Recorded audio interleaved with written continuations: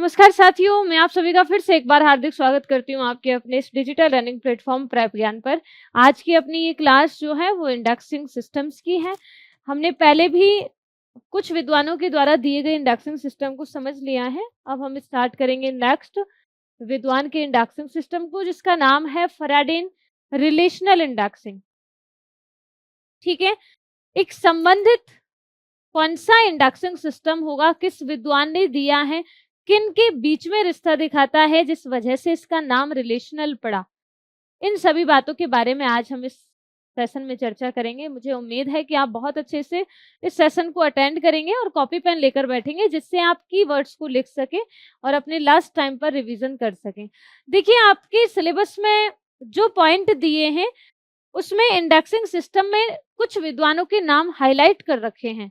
इसका मतलब आप उनको तो पढ़ेंगे ही, जैसे कटर महोदय हैं, केसर महोदय हैं, हम दोनों का पढ़ चुके हैं। अब आपका फैराडेन का पढ़ना है आपको, उसके बाद में रंगनाथन महोदय की चेन इंडेक्सिंग पढ़नी है, उसके बाद में आपको ईजे कोट्स महोदय का इंडेक्सिंग सिस्टम पढ़ना है। अगर आप इन पांचों विद्वानों के द्वारा दिए गए इंडेक्सिंग सिस्टम को समझ लेते हैं तो मुझे उम्मीद है कि आप सभी अनुक्रमणिका सिस्टम्स या प्रणालियां कौन सी होती हैं, कैसे होती हैं, वो सारी चीजें आप समझ जाएंगे। ठीक है, तो यहाँ पर अब हम बात करते हैं फैराडेन की रिलेशनल इंडेक्सिंग विषय संबंधों की एक वास्तुकला को। यानी एक इंडेक्सिंग सिस्टम दिया जो संबंध दिखाता है। किसके बीच में संबंध दिखाता है? यहाँ पर दो टर्म आपको दी हैं, एक ये ए टर्म दी है, एक बी। यानी कोई दो शब्द हैं, उन दोनों शब्दों के बीच में अगर रिश्ता दिख रहा है तो वो जेईएल फैराडेन महोदय के द्वारा दिखाया गया है। कैसे दिखाया गया, किसके जरिए दिखाया गया, कौन से चिन्ह का उपयोग किया, वो जानने की वजह से आज हम इस सिस्टम को पढ़ेंगे। ठीक है, जेईएल फैराडेन महोदय थे। इन्होंने वर्ष 1950 के दशक के समथिंग एक सिस्टम विकसित किया और वो सिस्टम जो है वो पूरी तरह से इंडेक्सिंग के लिए इंपॉर्टेंट हो गया। इस से खास बात ये थी कि ये केवल शब्दों को नहीं चुन रहा था, बल्कि दो शब्दों के बीच में रिश्ते को साफ साफ दिखा रहा था। इस वजह से रिलेशनल पड़ गया। इसमें एक एनालेट भी किया था। एनालेट और क्या, एक इंडेक्सिंग का वाक्य है, एक सेंटेंस है, ये दिखा। वो सबसे पहले रिलेशनल इंडेक्सिंग की बात करते हैं। यहाँ पर तो ये किस विद्वान के द्वारा विकसित इंडेक्सिंग सिस्टम है, तब आप कहेंगे फैराडेन महोदय के द्वारा। यानी विकासकर्ता कौन थे? जेईएल फैराडेन। जेईएल फैराडेन के द्वारा एक रिलेशनल संबंध परक, है ना, रिलेशनल इंडेक्सिंग सिस्टम विकसित कर दिया। और यहाँ डायरेक्शन जब अभी तो आज का काम में आने थे संबंध परक इंडेक्सिंग है के द्वारा गया है। राइट आंसर फैराडेन ही कर, एकमात्र इंडेक्सिंग सिस्टम जो संबंध था। ठीक है, क्या कहता है ये दो शब्दों के बीच रिलेशन को देखो। किसके द्वारा तैयार किया गया? इनका पूरा नाम जीएल है। क्लियर की बात? Coordinate indexing scheme designed to explicitly identify and map the relationship between pairs of terms in a given subject। यहाँ इसके मैं कहूं तो कोर प्रिंसिपल को इंडिकेट किया है। कैसे इंडिकेट किया है? कि ये एक प्री कोऑर्डिनेटिंग इंडेक्सिंग सिस्टम है। मतलब क्या, हमसे मैम ऐसे भी पूछा जा सकता है क्या कि फैराडेन के द्वारा दिया गया इंडेक्सिंग सिस्टम प्री कोऑर्डिनेट है या पोस्ट कोऑर्डिनेट है? तो जी बिल्कुल पूछा जा सकता है। अगर आपसे क्विक पूछा जाता है, अगर आपसे प्रेसिस पूछा जाता है, तो आपसे फैराडेन क्यों नहीं पूछा जाएगा? पूछा जा सकता है। इंडेक्सिंग सिस्टम टू टाइप से ही पढ़े हैं आपने, या तो प्री कोऑर्डिनेट या फिर पोस्ट कोऑर्डिनेट। तो प्री कोऑर्डिनेट इंडेक्सिंग सिस्टम शामिल है ये फैराडेन का इंडेक्सिंग सिस्टम, जो कि संबंध परक है। यहाँ दिखाया कि योजना जो है वो प्री कोऑर्डिनेट है, जिसे किसी विषय में शब्दों के जोड़े के बीच संबंधों को स्पष्ट रूप से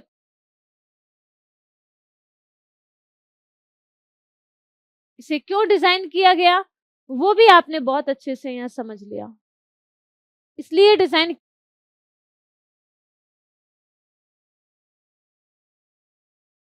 तो संबंधों को स्पष्ट रूप से पहचानने और फिर उन्हें मैप कर दिया। क्लियर है बात? अब देखिए यहाँ पर अर्ली 1950s यहाँ लिखा है कि भाई ये कब से शुरू हुआ, तो आप कहेंगे 1950 के दशक से ये शुरू हुआ है, लेकिन यहाँ एक नाम और दिया है समय रेखा। 1950 के दशक की शुरुआत में विकसित हुआ और 1980 में इसका नवीनतम प्रमुख संशोधन हुआ। क्या इस इंडेक्सिंग सिस्टम में संशोधन भी करवाया गया? बिल्कुल संशोधन हुआ था और इसमें 1980 के दशक में इसमें एक नया संशोधन किया गया। को आप खास ख्याल रखेंगे क्योंकि ये पूछा जा सकता है कि ये कब डेवलप हुआ और इसमें कब संशोधन किया गया। तो 1950 में डेवलप हुआ था, लेकिन इसमें संशोधन 1980 में किया गया। फैराडे का इंपॉर्टेंट पॉइंट आप यहाँ से इसे याद रखेंगे। अब देखो व्हाट इज एन एनालिट, मैंने कहा इसमें एनालिट शब्द का उपयोग किया है, तो ये एनालिट है क्या? क्या जानते हैं आप इस एनालिट के बारे में? बताइए। तब कहेंगे मैम ये इंडेक्सिंग का एक वाक्य है। क्या वाक्य है? विशिष्ट रिलेशनल ऑपरेटर्स द्वारा जुड़े दो या दो से अधिक आइसोलेट्स, यानी कि एक पद एक विषय विवरण बनाते हैं जिसे हम एनालिट कहते हैं। क्या बोलना कि इंडेक्सिंग में एक वाक्य की तरह जो प्रयोग में लिया जाता है उसे हम एनालिट नाम कह रहे हैं। क्या वही है? तो इसे मैं कहूं तो सरल शब्दों में कैसे समझ सकते हैं, जैसे हम शब्दों को जोड़कर वाक्य बना रहे हैं।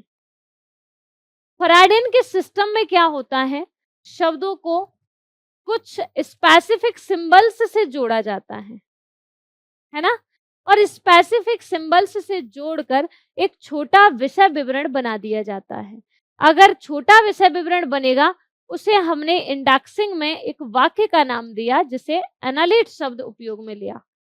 मतलब इंडेक्सिंग में इस वाक्य की जगह पर हमने एनालिट शब्द का प्रयोग कर लिया। तो क्या एक फॉर्मूला बनेगा इनके द्वारा दिया गया? बिल्कुल एक फॉर्मूला बनेगा, उसका जिक्र हम करेंगे, लेकिन यहाँ पर ऑपरेटर दिखाया है, यहाँ आइसोलेट ए है और यहाँ पर आइसोलेट बी है, और ये आपको इंडिकेट कर रहा है कि यहाँ पर ये रिलेशन दिखा रहे हैं, ये दो शब्द हैं, और एनालिट हम उसको बोल रहे हैं टू और more isolates linked by specific relational operator. इसके जरिए हमने इन दोनों को लिंक किया और लिंक करने के बाद में जो एक छोटा सब्जेक्ट डिस्क्रिप्शन बना, किसके जरिए? कुछ स्पेसिफिक सिंबल्स के जरिए, उसे हमने एनालिट शब्द दिया। क्या बात क्लियर है? बिल्कुल क्लियर है। Operators are special symbols always featuring a slash. एक स्लैश का उपयोग हमेशा होगा। खास बात थी इस इंडेक्सिंग सिस्टम की, और आज अगर मैं इस क्लास को आपके सामने लेकर आई हूं या फिर मैं इस क्लास के जरिए बहुत कुछ आपको बताना चाह रही हूं, तो आप ये महसूस मत करना कि यहां से प्रश्न आते नहीं है। सबसे ज्यादा मोस्ट इंपॉर्टेंट टॉपिक है आपका इंडेक्सिंग सिस्टम। ना केवल आपके उड़ीसा में बल्कि राजस्थान थर्ड ग्रेड लाइब्रेरियन का भी स्पेसिफिक सिलेबस है, उसमें भी इंडेक्सिंग सिस्टम पूरा है। वहां भी इस टाइप के प्रश्न पूछे गए हैं कि आप अनुमान नहीं लगा सकते कि थर्ड ग्रेड लाइब्रेरियन में भी ऐसे प्रश्न पूछे जाते हैं, और वहां पूछे गए हैं, यानी गहनता से, गहराई से। तो आप इस बात को ध्यान रखेंगे, इंडेक्सिंग सिस्टम को जब भी पढ़ें ऐसे पढ़ें कि हमारे लिए एक एक लाइन इंपॉर्टेंट है, इसलिए मैडम यहां पर लेकर आई है, अन्यथा मैं भी इनको स्किप कर सकती थी और समय बचा सकती थी। एकदम क्लियर है ना बात? अब देखिए ऑपरेटर्स विशेष प्रतीक होते हैं। ऑपरेटर शब्द जो यहां पर उपयोग में लिया है ना, ये ऑपरेट करने वाले लोग नहीं है, ये कुछ स्पेसिफिक सिंबल हैं जिनका जिन सिंबल्स का उपयोग करके हम इन दो पक्षों को जोड़ रहे हैं, और दो पक्षों को जोड़ रहे हैं इसका मतलब इनमें हम रिलेशन दिखा रहे हैं। That's it. अब देखो, ऑपरेटर्स विशेष प्रतीक होते हैं जिनमें हमेशा एक स्लैश होता है जो अद्वितीय संबंधों को दर्शाता है। एक यूनिक रिलेशन को दर्शाने के लिए हम हमेशा इस फैराडे के इंडेक्सिंग सिस्टम में स्लैश का उपयोग करते हैं। आपसे अगर एग्जाम में एग्जामिनर क्वेश्चन पूछे कि ऐसा कौन सा इंडेक्सिंग सिस्टम है जिसमें हमेशा स्लैश का उपयोग किया जाता है, आप अनुमान भी नहीं लगा पाएंगे। अगर आप यहाँ इस तरीके से नहीं पढ़ेंगे तो आप 4 ऑप्शन में से बिल्कुल आइडिया नहीं लगा पाएंगे कि कौन सा इंडेक्सिंग सिस्टम है जिसमें स्लैश का उपयोग किया है। सिर्फ फैराडे महोदय ने कहा था ऐसा कि आप हमेशा स्लैश लगाकर ही उनमें रिलेशन दिखाएंगे। ठीक है, अब चलिए भाई, यहां तक हमें एकदम क्लियर हो गया। अब देखिए और क्या कहते हैं। बाल मनोविज्ञान पर आधारित कुछ इन्होंने कॉन्सेप्ट बताया है। कौन सा कॉन्सेप्ट है उसकी चर्चा हम करेंगे। Faraday based his system on how children developed the power of discrimination in learning. Relationships are identified across 2 dimensions of experience. यानी फराडे ने अपनी प्रणाली को इस बात पर आधारित किया कि बच्चे सीखने में भेदभाव की शक्ति कैसे विकसित करते हैं। समझ रहे, बच्चे सीख रहे हैं और सीखने में भेदभाव की शक्ति विकसित हो रही है। अनुभव के 2 आयामों में संबंध की पहचान की जाती है, और उस संबंध की पहचान 2 आयामों में कैसे की गई है उस बात को आप यहाँ ध्यान देंगे। एक है टाइम सेंस और एक है स्पेस सेंस। टाइम सेंस क्या कहता है? टाइम सेंस आपको इंडिकेशन दे रहा है 3 stages of discrimination towards complete association, यानी नॉन टाइम, टेम्परेरी, फिक्स्ड। समझ गए इस बात को? पूर्ण जुड़ाव की दिशा में भेदभाव के 3 चरण होते हैं, गैर समय, अस्थायी और निश्चित। ये दिखाया आपको टाइम के लिए, यानी टाइम के जरिए अगर आप टाइम सेंस के जरिए आप रिलेशनशिप देखेंगे तो इस प्रकार से। दूसरा बोला स्पेस सेंस, और स्पेस सेंस क्या कहता है? स्पेस सेंस आपसे कह रहा है कि भाई शब्दों को अलग करने की दिशा में विशिष्टता के 3 चरण होते हैं। समझ रहे? बिल्कुल। मतलब फैराडे अपने इसी सिस्टम को इस बात पर आधारित करते हैं कि बच्चे कैसे सीख रहे हैं, और उन्होंने बच्चे कैसे सीख रहे हैं उस बात को, यानी उस अनुभव को 2 हिस्सों में उन्होंने बांट दिया। बच्चों के सीखने का अनुभव किया कि कैसे सीख रहे हैं, और उसे 2 पार्ट्स में डिवाइड किया। मैं इसे इजी लैंग्वेज में आपको बता रही हूँ, यहाँ लिखा हुआ आपको मेरी इजी लैंग्वेज के बाद में अच्छे से समझ में आ जाएगा। इन्होंने कहा एक तो समय का बोध, एक स्थान का बोध, यानी टाइम सेंस और स्पेस सेंस। अब टाइम सेंस में क्या कहा कि क्या संबंध अस्थायी है या फिर स्थायी है, ये तो दिखाएगा आपका समय का बोध। और स्थान क्या कहता है कि क्या चीजें अलग हैं या फिर एक जैसी। समझ गए? इस अकॉर्डिंग इन्होंने बोला कि भाई बच्चे 2 प्रकार से सीख रहे हैं, एक टाइम सेंस के जरिए और एक स्पेस सेंस के जरिए। एकदम क्लियर है? और वहीं पर इस चीज को दिखाया है, स्पेस सेंस और टाइम सेंस। शब्दों को अलग करने की दिशा में विशिष्टता के 3 चरण हैं, समवर्ती, गैर विशिष्ट और विशिष्ट। ये आपको मैटर नहीं करता कि वो कितने चरणों में बांटा है, लेकिन आपको ये जरूर याद रखना है कि जब भी हम बाल मनोविज्ञान पर आधारित कॉन्सेप्ट्स की चर्चा करते हैं तो फैराडे महोदय 2 अनुभव पेश करते हैं, और 2 ऐसे अनुभव पेश करते हैं कि बच्चे एक तो टाइम सेंस के जरिए सीखते हैं और एक बच्चे स्पेस सेंस के जरिए सीखते हैं। एकदम क्लियर है? अब देखिए यहाँ पर कुछ पॉइंट आपके सामने देते हैं। रिलेशनल मैट्रिक्स बताई गई, और ये रिलेशनल मैट्रिक्स फैराडे महोदय के द्वारा दी गई। इसमें अगर आप देखेंगे तो आपको 9 सिंबल्स नजर आएंगे, यानी 9 सिंबल 9 रिलेशन को दर्शाता है। यही तो कहेंगे आप? जी मैम, बिल्कुल यही कहेंगे क्योंकि इस टेबल के आधार पर हमें ये महसूस हो रहा है कि भाई यहाँ पर जो रिलेशन इंडिकेशन दिया है उन्होंने, वो रिलेशन 9 प्रकार से ही दिखाया है। अब 9 प्रकार से कैसे? 9 साइन है तो 9 रिलेशन हो सकते हैं। एक-एक करके हम समझेंगे, बहुत अच्छे से समझेंगे, चिंता मत करना। लेकिन ये रिलेशनल मैट्रिक्स आपको आना ज़रूरी है। अगर आपके सिलेबस में पूरे फराडेन महोदय को समझाया गया है यानी दिया गया है। क्लियर है? एक दिया कनकरेंट अवेयरनेस, ये कनकरेंट अवेयरनेस वाला आपके लिए रिलेशन हो सकता है। एक कनकरेंट टेम्परेरी एसोसिएशन हो सकता है और एक कनकरेंट आपका फिक्स्ड एसोसिएशन हो सकता है। एकदम क्लियर है, यहाँ कोई इश्यू नहीं है। दूसरा बोला नॉन डिस्टिंक्ट अवेयरनेस हो सकता है, नॉन डिस्टिंक्ट टेम्परेरी हो सकता है और नॉन डिस्टिंक्ट आपका फिक्स्ड एसोसिएशन हो सकता है। सेम आपका इसमें हो सकता है डिस्टिंक्ट में। क्लियर है? अब एक-एक करके हम इन रिलेशन की चर्चा करेंगे तो ये भी आपको समझ में आ जाएगा कि इस कौन-कौन से रिलेशन किस प्रकार से सामने आए हैं। ठीक है? अब देखो भाई, यहाँ रिलेशनल मैट्रिक्स आपको पेश की और उसमें the combination of time and space mechanism creates a 3-3 matrix, यानी 3x3 मैट्रिक्स क्रिएट करके यहाँ रिलेशन आपको एक मैकेनिज्म के थ्रू दिखाया है, resulting in 9 unique categories of relations. यानी 3-3 मैट्रिक्स जो इंडिकेशन आपको मिला, इधर भी 3 है और इधर भी 3 है। 3-3 मैट्रिक्स के जरिए हमें एक रिजल्ट मिला कि हमें 9 यूनिक कैटेगरीज आपके सामने आ गई। मतलब समय और स्थान तंत्र के संयोजन से एक 3x3 मैट्रिक्स बनता है, जिसके परिणाम स्वरूप संबंधों की 9 अद्वितीय श्रेणियां उत्पन्न हो जाती हैं। और वो श्रेणियां अब आपको आसानी से समझ में आ चुकी होंगी। फर्स्ट श्रेणी, फिर सेकंड श्रेणी, फिर थर्ड श्रेणी। क्या बात समझ में आई? उसके बाद में हम कहें तो ये वाली फर्स्ट, ये वाली सेकंड और ये वाली थर्ड, मतलब 6 रिलेशन तो यहीं आ गए। अब मैं इसे खराब करूं पेन से, इससे बेटर है कि आप इस रिलेशन को आसानी से क्रॉस करके समझ लेंगे। ठीक है ना? अब देखो, और इसमें मुझे क्या समझाना है, और इसमें क्या समझाना है? ये जो रिलेशन है /0 वाला, इंडिकेशन देखना एक एक करके।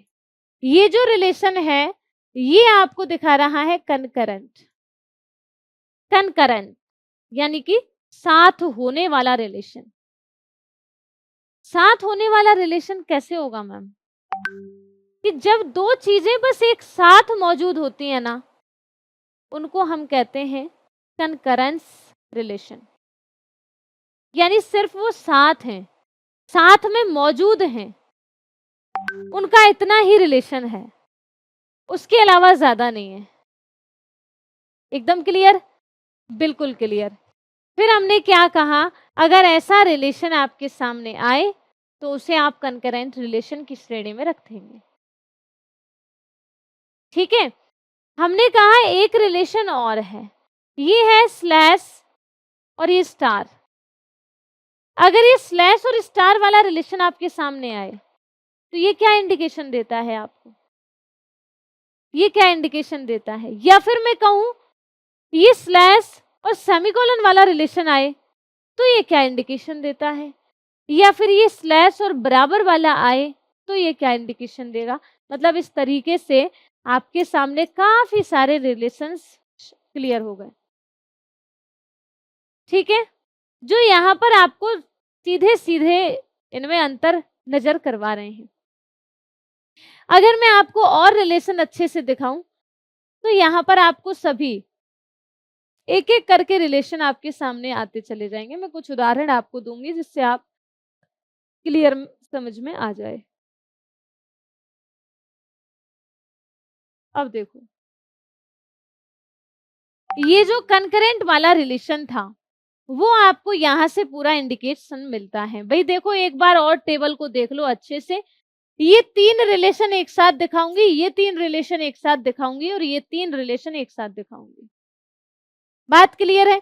सेमीकोलन वाला जो होता है ये जुड़ाव की स्थिति को दर्शाता है, समझ गए? जबकि ये जो 0 वाला रिलेशन है ये स्लैश के साथ में सिर्फ साथ रहने वाला रिलेशन दर्शाता है।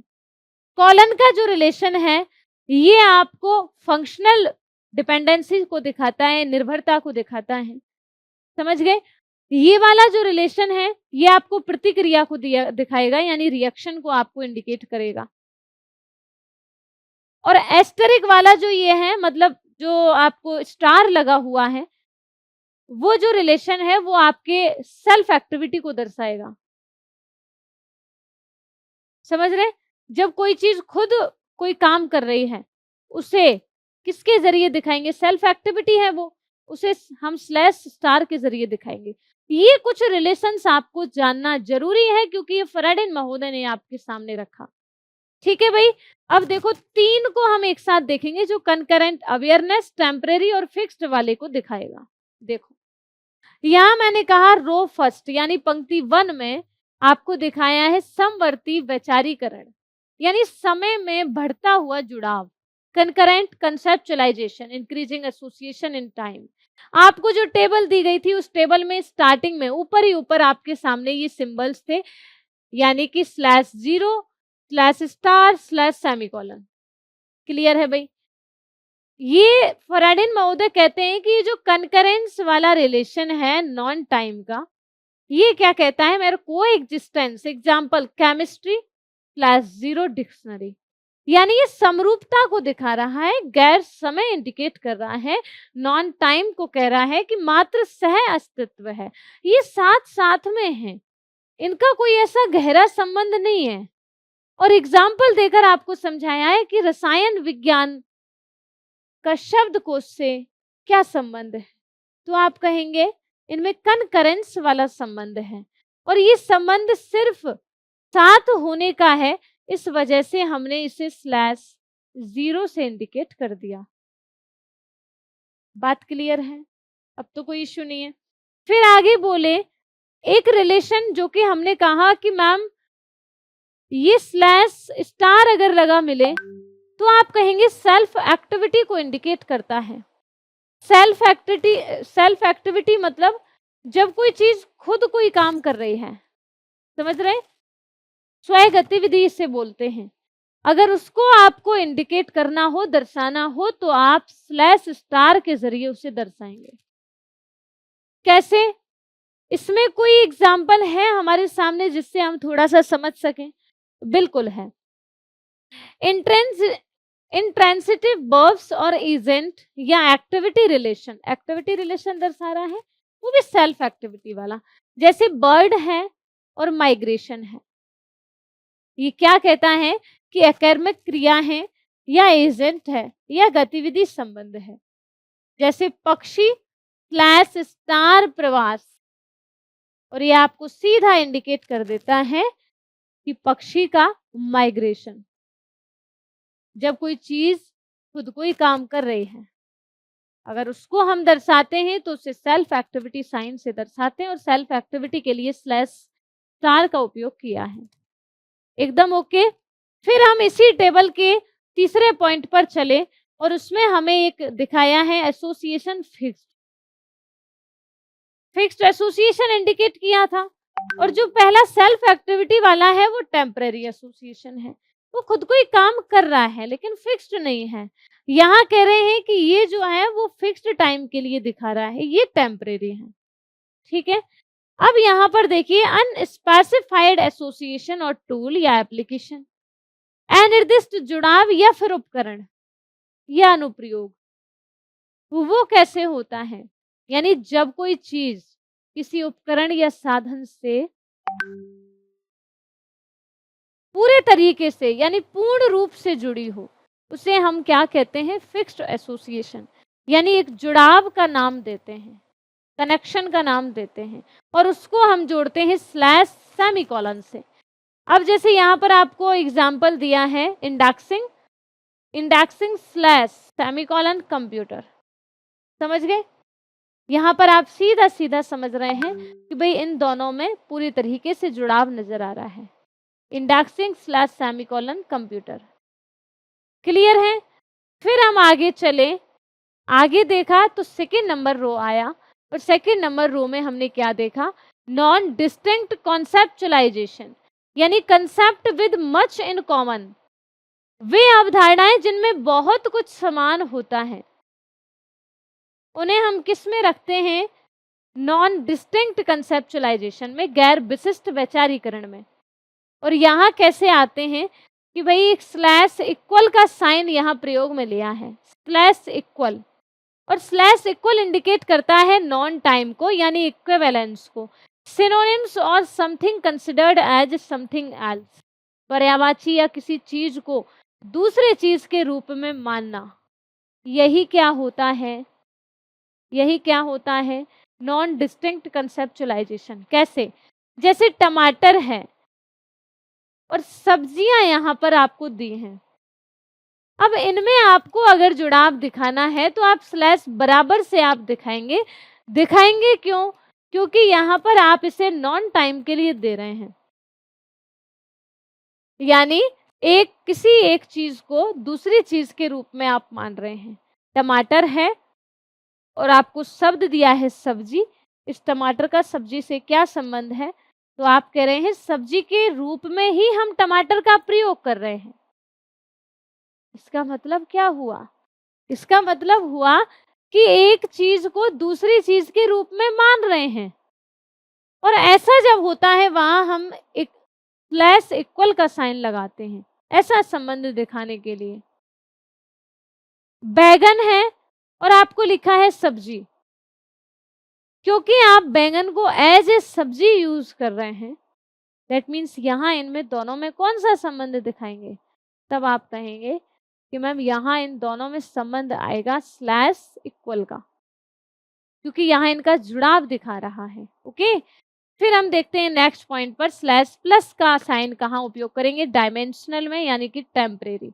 Position in space and time, स्थान और समय में स्थिति दिखानी है। प्लांट्स और हल्दिया, पौधे और हल्दिया वाला ये कॉन्सेप्ट आपको दिया। अगर ऐसा रिलेशन आपको दिखाना होता है स्थान और समय में, अगर आपको सिचुएशन मेंटेन करनी है, तब आप यहाँ पर स्लैश प्लस का उपयोग करेंगे, ऐसा फराडेन कहते हैं। और यहाँ फिक्स्ड रिलेशन दिखाया है जिसमें स्लैश ब्रैकेट का इस्तेमाल किया है। और यहाँ पर जो आपको सिंबल दिया है वो आपके सामने है कि होल पार्ट रिलेशन और physical property belonging to a substance. समझ गए? मतलब अगर आपको ये वाला सिंबल दे देते हैं, ये वाला, कि स्लैश लगाएंगे और एक स्मॉल ब्रैकेट लगाएंगे, यानी कि सेकंड नंबर जो आपके सामने चीज होगी, उसे आप, जो शब्द सेकंड नंबर पर होगा उसे आप स्मॉल ब्रैकेट के अंदर मेंटेन करेंगे। ठीक है? ऐसा कहाँ पर होता है? ऐसा भाई इसमें होता है, अंगीकरण में निश्चित रूप से दिया गया, फिक्स्ड दिया है, होल पार्ट रिलेशन और physical property belonging to a substance, acid और डेंसिटी। इस प्रकार से अगर आपके सामने आए तो फिर आप इसे सीधा स्मॉल ब्रैकेट के अंदर मेंटेन करेंगे। जैसे पूर्ण अंश संबंध या किसी पदार्थ से संबंधित भौतिक गुण है तो उसे हम इस प्रकार से लिख देंगे। एसिड आपका कोई सब्सटेंस है और उसका फिजिकल कंडीशन घनत्व यहाँ पर आपको दिया है, जिसे हमने ब्रैकेट के अंतर्गत बंद कर दिया। ठीक है, ये 3 आपके सामने हो गए। अब आपको देखना है पंक्ति 3 में, यानी रो 3 आपके सामने आया। भाई रो 1 और रो 2 इन दोनों को जब हमने पढ़ा तो 6 रिलेशन तो पढ़ लिए, और 6 रिलेशन के लिए 6 सिंबल हमें दे दिए फराडेन ने। अब देखिए 7वां 8वां और 9वां कौन सा है? एक आपको दिया है कि भाई अभी तक तो आपको जो 6 नंबर बताया उसमें आपसे बोला कि जो सब्सटेंस है, यानी पहले उसे लिखेंगे आप, है ना? उसके बाद स्लैश लगाएंगे और फिर स्मॉल ब्रैकेट में आप दूसरा लिख देंगे, है ना? लेकिन यहाँ आपसे क्या बोला है? यहाँ आपसे बोला है कि भाई आपको पहले स्लैश लगाना है, फिर आपको ये वाला ब्रैकेट यूज करना है। अब मैम ये कैसे होगा? ये भी कुछ समझ में नहीं आया, तो दिक्कत हो गई। अब ये होगा कैसे? ये होगा भाई, आपको कुछ नहीं करना, एक्सप्रेसेस इन अल्टरनेटिव और सब्स्टिट्यूट, यानी एक विकल्प या फिर स्थानापन्न व्यक्त करता है तो क्या होगा? जैसे बाग और तस्वीर, तो फिर आप क्या कहेंगे? तो मैम हम कहेंगे कि हम जो भी आपके सामने लिखा है बाग, उस बाग को लिखेंगे, और हमें इंडिकेशन दिया स्लैश लगाएंगे, ये वाला ब्रैकेट यूज करेंगे और फिर जो भी आपके सामने इंडिकेशन मिला है तस्वीर का उसे हम इस प्रकार से लिख देंगे। लेकिन फिर हम इसे छोड़ नहीं सकते, इसे फिर हम ऐसे ब्रैकेट के अंदर बंद करेंगे।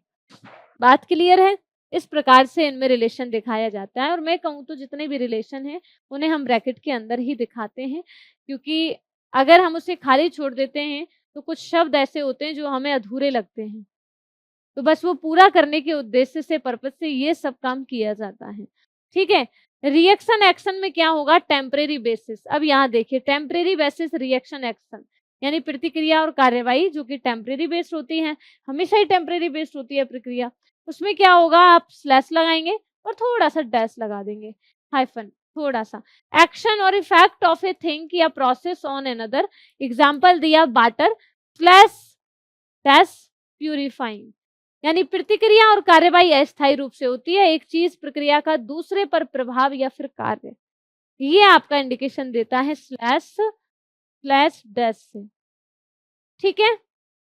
पानी का शुद्धिकरण अगर इस प्रकार से आपका आए तो पानी स्लैश डैश, क्योंकि वो प्रोसेस हो रहा है, शुद्धिकरण हो रहा है, प्यूरिफाइंग हो रहा है, वजह से हमने उसे रिएक्शन में रख दिया।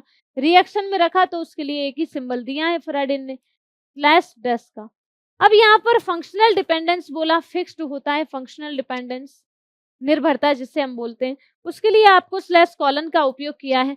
वन थिंग कॉजिंग या प्रोड्यूसिंग अनदर, कैसे बोला कि एग्जाम्पल दिया डिप्रेशन स्लैश कॉलन, है ना, और फिर उसके लिए बोल दिया साइक्लोन, मतलब दबाव।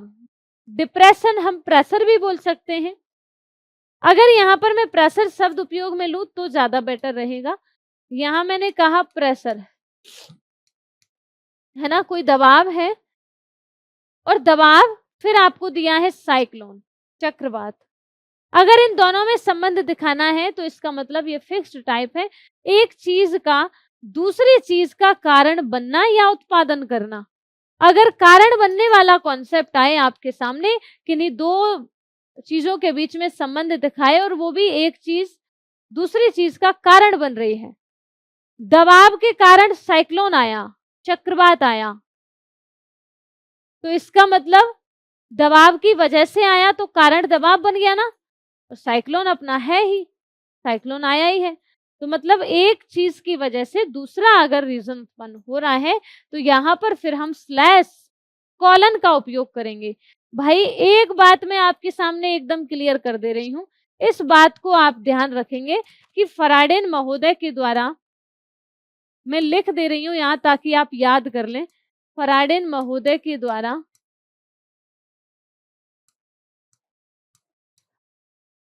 बताए गए सिंबल्स को या फिर रिलेशंस को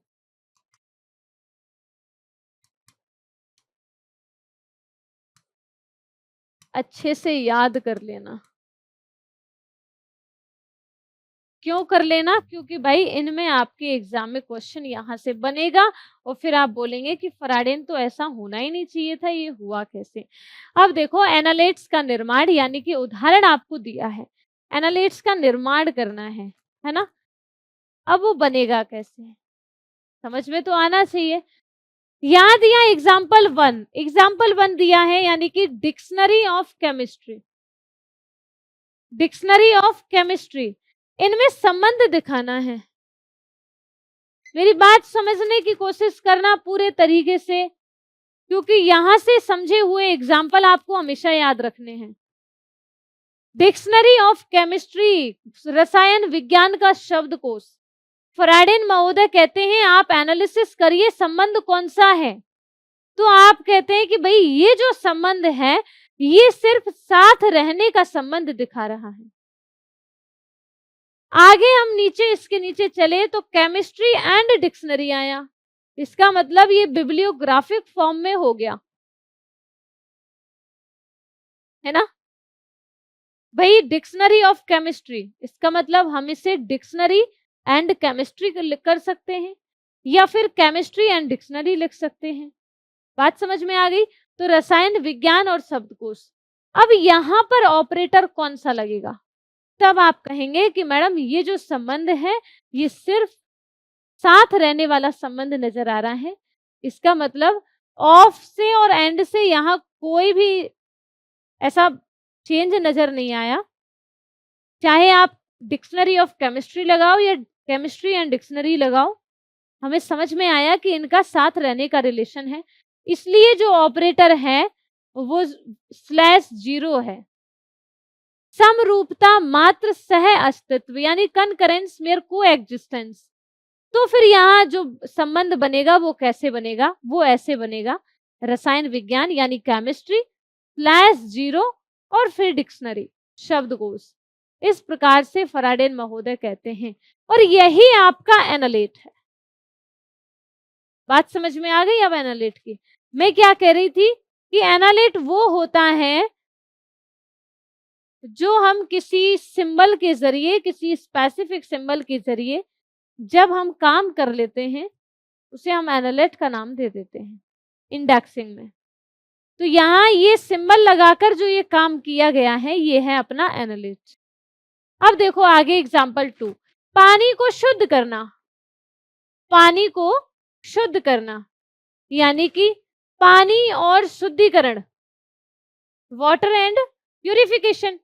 पहले तो यहाँ बोला है प्यूरिफाइंग वाटर, फिर बोला है वाटर एंड प्यूरिफाइंग। इसका मतलब एक्शन ऑन ए थिंग, किसी चीज पर कार्रवाई हो रही है, कोई प्रोसेस हो रही है, और जब भी ऐसा होता है तो मतलब प्रतिक्रिया और कार्रवाई, और उसके लिए ऑपरेटर हमें दिया है /, का लगाएंगे और काम कर देंगे। इसका मतलब ये बना है अपना एनालिस्ट, वाटर /डैश प्यूरिफाइंग, ये अपना बन गया है एनालिस्ट। अब तो समझ में आ गया फराडेन महोदय कैसे बनाते हैं? बिल्कुल आ गया ma'am. Rules for filing order. फराडेन offers no strict rule for the initial filing order of terms. यहां इन्होंने कहा डिप्रेशन कॉलन /, फिर बोला साइक्लोन, है ना? और यहां पर फिर हमने इसे क्या किया है? सेम लिखा है। बात क्लियर है? मतलब हमने इनको जोड़ा है सिर्फ। The reverse order rule. If components are written in reverse order, the relational operator must also be reversed. वो कैसे रिवर्स्ड होगा? अब देखो थोड़ा सा ध्यान देना, समझ में आएगा तुम्हें। हमसे कहा गया है कि अगर फराडेन के शब्दों के कुछ प्रारंभिक फाइलिंग क्रम के लिए कोई सख्त नियम नहीं था, और विपरीत क्रम का नियम ये कहता है, रिवर्स ऑर्डर रूल ये कहता है कि अगर आप इंडेक्स के शब्दों को उल्टा लिख रहे हैं तो फिर आपको उसके बीच का सिंबल भी उल्टा करना पड़ेगा। और वो कैसे करना पड़ेगा? वो हमें ऐसे करना पड़ेगा कि अगर आप ये डिप्रेशन /साइक्लोन लिखते हैं और आप इसके शब्दों को उल्टा करते हैं, मतलब आप साइक्लोन और डिप्रेशन ऐसा कुछ लिखते हैं कि पहले आप साइक्लोन लिख रहे हैं फिर आप डिप्रेशन लिख रहे हैं, तो भाई आप इस सिंबल को भी उल्टा करेंगे, ऐसा फराडेन महोदय कहते हैं। मैम फिर ये उल्टा कैसे होगा? ये ऐसे उल्टा हो जाएगा ना। जहां कॉलन बाद में लिखा था उसे आप पहले लिख दो और स्लैश को बाद में लगा दो। यही तो आपका रिलेशन इंडिकेट कर रहा है, यही कर रहा है। बिल्कुल एकदम क्लियर है। फराडेन शब्दों के प्रारंभिक फाइलिक क्रम के लिए कोई सख्त नियम नहीं देते हैं, लेकिन विपरीत क्रम का नियम यदि घटकों को उल्टे क्रम में लिखा जाता है तो रिलेशनल ऑपरेटर को भी उल्टा लिखा जाना चाहिए। क्लियर है बात? दबाव उदाहरण क्या कहता है? दबाव /: यानी चक्रवात को चक्रवात,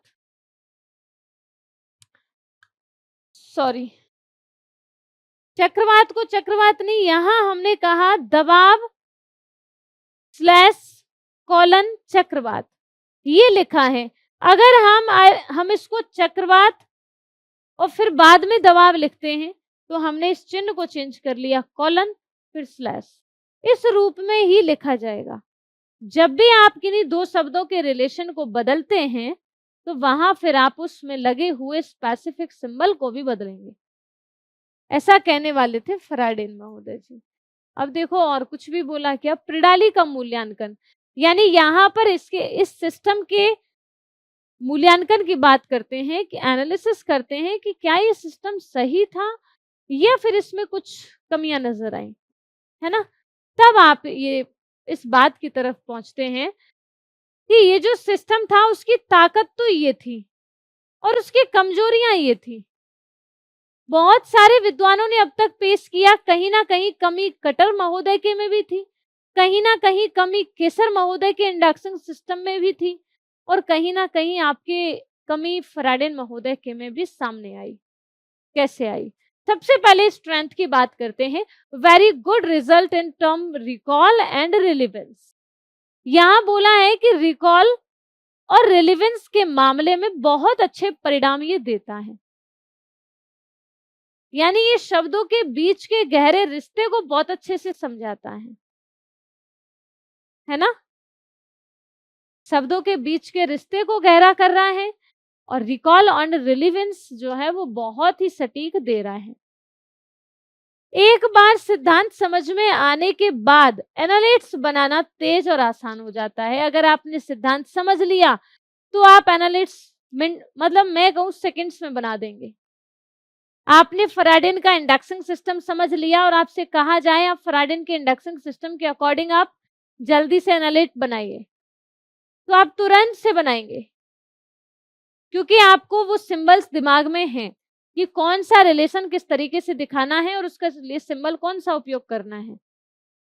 शब्दों के बीच संबंधों का उत्कृष्ट विश्लेषण किया जाता है। बहुत अच्छे गहरे रिश्तों को यहाँ पर ये शब्दों के बीच में दिखाता है। Once theory is grasped, creating analytics is fast and easy. अगर आपने समझ लिया है तो सारी चीजें इजी हो जाएंगी। वहीं इसकी कुछ वीकनेस भी नजर आई, कुछ कमजोरियां भी नजर आई। Highly uneconomically and time consuming in practice. व्यवहार में अत्यधिक खर्चीला और समय लेने वाला ये इंडक्शन सिस्टम हमारे सामने आया। हम कहें बिहेवियर में बहुत ज्यादा खर्च करवाता है या फिर बहुत ज्यादा टाइम कंज्यूमिंग है। व्यवहार में अत्यधिक खर्चीला है और समय लेने वाला है, ये इसकी कमजोरी है भाई, बिल्कुल कमजोरी है। Results were no better than other simpler systems. परिणाम बहुत सारी अदर सिस्टम्स जितने हैं उन अदर सिस्टम्स के बजाय ये परिणाम ज्यादा अच्छे नहीं दे रहा है। No implemented widely output scholarly research, यानी विद्वानों के शोध के बाहर व्यापक रूप से लागू नहीं किया गया है। जब भी हम इसे क्या कहते हैं कि रिसर्चर्स के शोध के बाहर जाकर हम कुछ बात करते हैं, तो फिर इसमें हमारे सामने आता है कि भाई व्यापक रूप से इसे लागू नहीं किया है ना। ज्यादा इस्तेमाल विद्वानों की रिसर्च में नहीं किया जा रहा है इस इंडक्शन सिस्टम का, क्योंकि इसमें कुछ ना कुछ जो है वो कमी नजर आई है। मैं कहूँ तो फराडेन की इंडक्शन का जो मुख्य मकसद था वो कंप्यूटर या फिर लाइब्रेरी को ये पता हो कि दो शब्द आपस में किस तरह से जुड़े होते हैं, सिर्फ इतना था। क्या ये एक दूसरे को बना रहा है या फिर बस उसके साथ ये रखा है। अगर ऐसा समझ में आ जाए, ये संबंध इंडिकेशन मिल जाए, इसका मतलब उसे ही हमने रिलेशनल इंडक्शन के रूप में जान लिया। एकदम क्लियर है भाई? बिल्कुल क्लियर है। यहाँ तक हमारे एकदम साफ है कि भाई सारी चीजें हमने बहुत अच्छे से पढ़ ली हैं। हमने इसकी स्ट्रेंथ भी पढ़ ली और हमने इसकी जो है वो कमजोरियां भी पढ़ ली। ठीक है, अब मुझे लगता है कि सारी बातें होने के बाद में हम आ जाते हैं अपने चेन प्रोसीजर की तरफ। ठीक है, क्योंकि जब तक हम चेन प्रोसीजर नहीं पढ़ेंगे तब तक हम कोर्ट्स का सिस्टम नहीं पढ़ सकते, क्योंकि कोर्ट्स महोदय के द्वारा जो है वो बताया गया है सब कुछ। ओके, चलो भाई श्रृंखला प्रक्रिया पढ़ते हैं। अब श्रृंखला प्रक्रिया देखिए।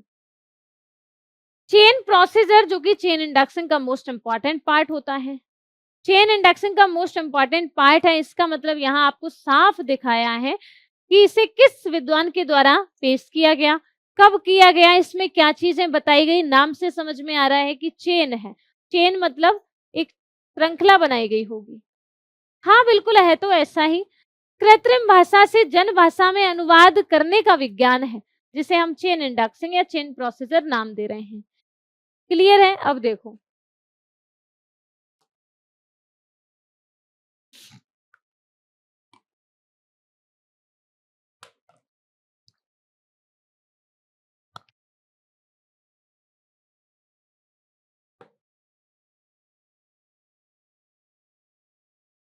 यहाँ पर दिखाया गया है the chain procedure developed by Dr. S.R. Ranganathan.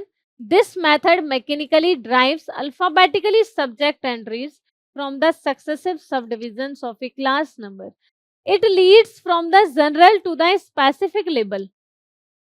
समझ में आया? यहाँ एक चेन आपको दिखाई है जो कि कड़ी जैसी नजर आ रही है, मतलब ये भी एक कड़ी है, ये भी एक कड़ी है, ये भी एक कड़ी है, सभी कड़ियों को जोड़ दिया तो एक चेन बन गई। इसे ही बोल दिया रंगनाथन महोदय के द्वारा दिया गया चेन प्रोसीजर। समझ गए? अब यहाँ पर अगर इनको कड़ियों के माध्यम से जोड़ा गया है, दैट मीन्स चेन प्रोसीजर जो रंगनाथन के द्वारा दिया गया था उसमें भी कुछ कड़ियां जोड़ी होंगी।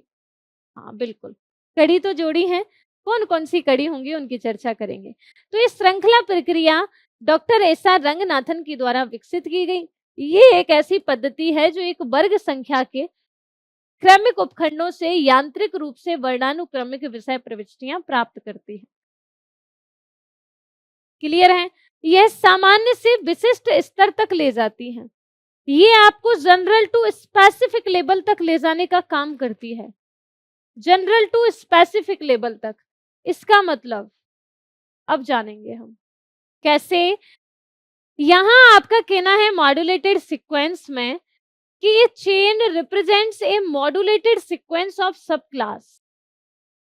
एक चेन जो है वो सब क्लास का मॉड्यूलेटेड सीक्वेंस आपको इंडिकेट करती है, दर्शाती है। It acts as a translation engine converting artificial classification notation back to natural verbal language to guide information seekers. कैसे बोला कि एक श्रृंखला उपवर्गों के एक संग्रहित अनुक्रम का प्रतिनिधित्व करती है। बिल्कुल भाई, एक मॉड्यूलेटेड सीक्वेंस का इंडिकेटर करती है। यह एक अनुवाद इंजन के रूप में कार्य करती है, एक ट्रांसलेशन इंजन के रूप में कार्य करेगी। हम समझे नहीं ट्रांसलेशन सिस्टम कैसे होगा।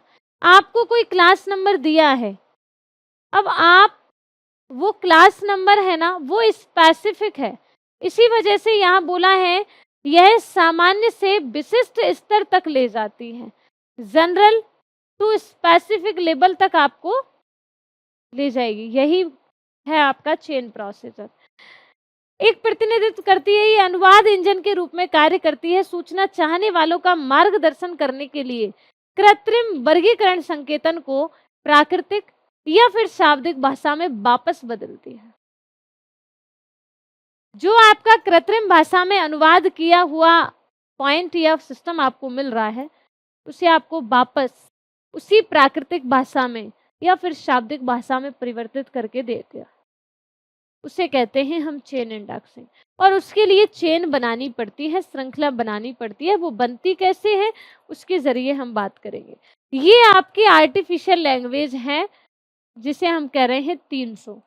आपको नहीं पता कि ये 300 क्या है, लेकिन अगर यहाँ पर इस 300 के सामने सोशल साइंस लिख दिया तो आपको पता चल गया कि भाई यहाँ ये आर्टिफिशियल लैंग्वेज है, ये नेचुरल लैंग्वेज है। सोशल साइंस के लिए दिया गया आर्टिफिशियल नंबर 300 है। समझ गए? ऐसे ही यहाँ बोला 370, आपको नहीं पता 370 क्या है, लेकिन इस चेन प्रोसीजर इंडक्शन सिस्टम के तहत बनाया गया एजुकेशन के लिए एक सिंबल दिया 370, एक नंबर दिया 370। ये आपका आर्टिफिशियल था, लेकिन ये आपका नेचुरल हो गया।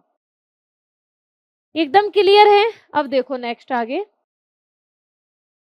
रिवर्स रेंडरिंग में क्या होता है, उल्टी प्रक्रिया। रिवर्स रेंडरिंग क्या है? यानी specific subject headings are mechanically derived by starting from the last short link and moving upwards this backward rendering generates। अब यहाँ बोला गया कि विशिष्ट विषय शीर्षक यांत्रिक रूप से अंतिम वांछित कड़ी से शुरू करके और ऊपर की ओर बढ़ाकर प्राप्त किए जाते हैं, इसीलिए यह उल्टी प्रक्रिया उत्पन्न करती है। कैसे करती है? स्पेसिफिक सब्जेक्ट एंट्रीज यहाँ आएंगी, सब्जेक्ट रेफरेंस हेडिंग्स यहाँ आएंगी, क्रॉस रेफरेंस सी ऑल्सो इधर आएंगे। इस प्रकार से ये एक रिवर्स प्रोसेस आपको देती है। अब देखो डॉक्टर रंगनाथन महोदय के द्वारा इस सिस्टम को कब विकसित किया गया, तो इनके द्वारा लिखी गई एक किताब आपके सामने पेश की, और जिस वर्ष इसे प्रकाशित किया गया वो वर्ष आपको याद रखनी है। 1938 में एक किताब इनकी आई जिसका नाम था थ्योरी ऑफ लाइब्रेरी कैटलॉग, और इस थ्योरी ऑफ लाइब्रेरी कैटलॉग में इस चेन प्रोसीजर का जिक्र इन्होंने किया था। ठीक है, क्योंकि थ्योरी ऑफ लाइब्रेरी कैटलॉग जब ये पुस्तक आई, ये इनकी पहली पुस्तक थी जिसमें इस श्रृंखला प्रक्रिया का जिक्र किया था, और इसके लिए पूरा एक विस्तार पूर्वक इन्होंने यहाँ पेश किया। ट्रांसलेशन फनल क्या है? ये आपका ट्रांसलेशन फनल है। कैसे? ये आपकी आर्टिफिशियल लैंग्वेज है, यहाँ से इसमें कुछ इंडेक्सिंग टेक्निक्स अपनाते हुए ये नेचुरल लैंग्वेज में कन्वर्ट कर दिया। इसका मतलब इसका मुख्य उद्देश्य क्या हो गया? किसी भी ग्रंथ के वर्गांक को कृत्रिम से जन भाषा में अनुवादित करने के लिए ही इस चेन प्रोसीजर को बनाया गया था। एकदम क्लियर है? इसे क्यों बनाया गया था? तब हमारे दिमाग में आया कि भाई अगर कोई आपके लिए क्लास नंबर दिया गया है तो उस क्लास नंबर को हम आर्टिफिशियल लैंग्वेज के रूप में देखते हैं। आर्टिफिशियल लैंग्वेज के नंबर के रूप में देख रहे हैं, इस वजह से इस नंबर को हम नेचुरल लैंग्वेज में बदलें, जन भाषा में बदलें, ऐसी भाषा में बदलें जिसे हर कोई यूजर पढ़ सके, समझ सके। उसी जिस मेथड के जरिए बदला जाएगा उस मेथड को हमने चेन प्रोसीजर का नाम दे दिया। ठीक है, to translate the class number of a book from artificial language into natural language, ये इसका मुख्य उद्देश्य था, और इसी की वजह से रंगनाथन महोदय ने इसे विकसित किया।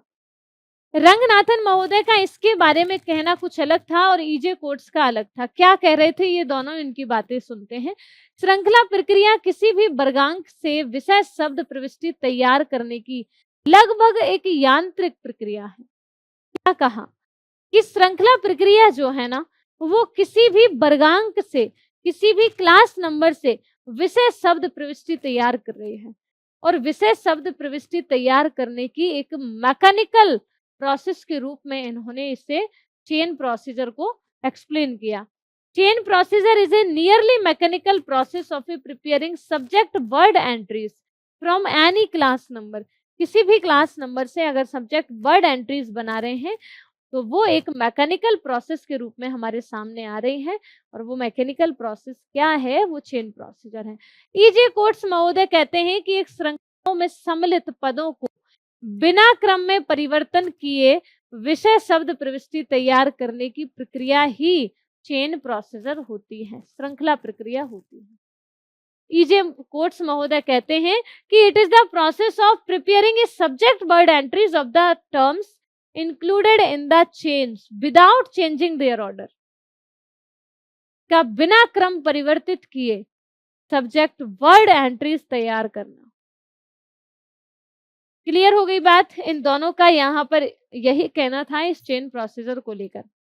लेकिन सबसे ज्यादा एग्जाम पॉइंट ऑफ व्यू से जो इम्पोर्टेंट है वो ये पॉइंट है कि श्रृंखला अनुक्रमणिका में कितनी कड़ियों का प्रयोग लिया गया है, कितनी कड़ियों को इस चेन को बनाने के लिए उपयोग में लिया गया है। तब आप कहेंगे कि मैम 4 कड़ी हैं जिनका उपयोग चेन प्रोसीजर को बनाने में लिया जा रहा है। एक है मिथ्या कड़ी जिसे हम फॉल्स लिंक बोलते हैं, एक है अवांछित कड़ी जिसे अनसॉर्ट लिंक बोलते हैं, एक है वांछित कड़ी यानी खोज कड़ी के रूप में जिसे हम सॉर्ट लिंक बोलते हैं, और एक है कृत्रिम कड़ी जिसे हम सूडो लिंक बोलते हैं। एकदम क्लियर हो गई बात? बिल्कुल क्लियर है मैम। अब यहाँ हम चलते हैं मिथ्या फॉल्स लिंक पर। भाई हमने पढ़ा 4 कड़ी हैं, लेकिन हमने ये नहीं जाना कि ये 4 कड़ी कौन कौन सी हैं।